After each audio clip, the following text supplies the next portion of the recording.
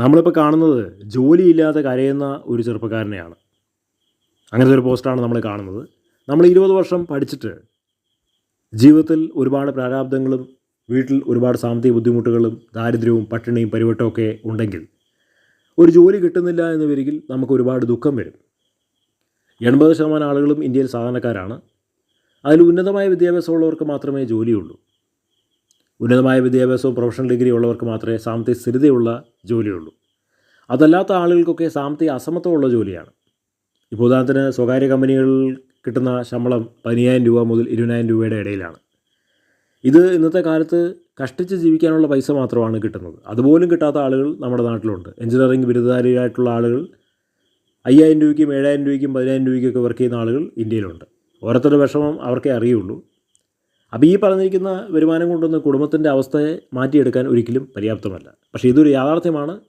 തൊഴിലില്ലായ്മയുടെ സ്വർഗരാജ്യമാണ് നമ്മുടെ രാജ്യം. ഒരു കൂട്ടം ആളുകൾക്ക് നല്ല ജോലിയുണ്ട്, മറ്റൊരു കൂട്ടം ആളുകൾക്ക് ജോലിയില്ല, ആ ജോലിയിൽ സ്ഥിരതയില്ല, എപ്പോൾ വേണമെങ്കിലും പിരിച്ചുവിടാം എന്നുള്ള സാഹചര്യമാണ് ഉള്ളത്. പലർക്കും ജോലിയുണ്ട്, പക്ഷേ ശമ്പളമില്ല. ശമ്പളമുണ്ട്, പക്ഷേ അതുകൊണ്ട് അവരുടെ ബുദ്ധിമുട്ടുകൾ തീരുന്നില്ല, അവരുടെ ആവശ്യങ്ങൾ നിറവേറ്റാൻ അവർക്ക് പറ്റുന്നില്ല. അങ്ങനെ പല കാറ്റഗറിയിലുള്ള ആളുകളെ നമുക്ക് ജോലിക്കാരുടെ ഇടയിൽ കാണാനായിട്ട് കഴിയും.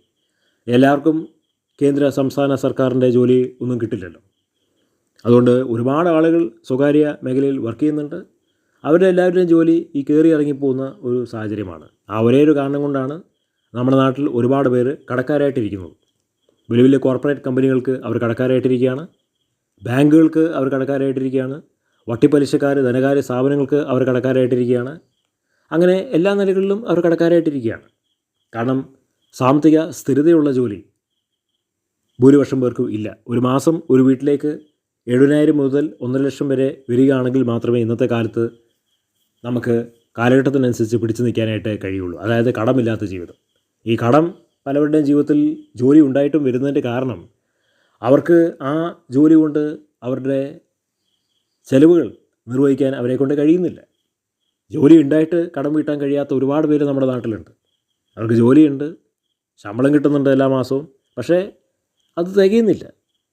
പ്രത്യേകിച്ചും കുടുംബമുള്ള ഒരു വ്യക്തിക്ക് തുച്ഛമായ ശമ്പളം കിട്ടിയിട്ട് മുന്നോട്ട് പോകാൻ ഒരിക്കലും സാധ്യമല്ല. അപ്പോൾ ഇത് നമ്മുടെ രാജ്യത്തിൻ്റെ ഒരു ശാപമാണ്, ഒരു ഇരുണ്ട അധ്യായമാണ്. പക്ഷേ അത് നമുക്ക് ആർക്കും നിഷേധിക്കാൻ പറ്റാത്ത ഒരു യാഥാർത്ഥ്യമാണ്.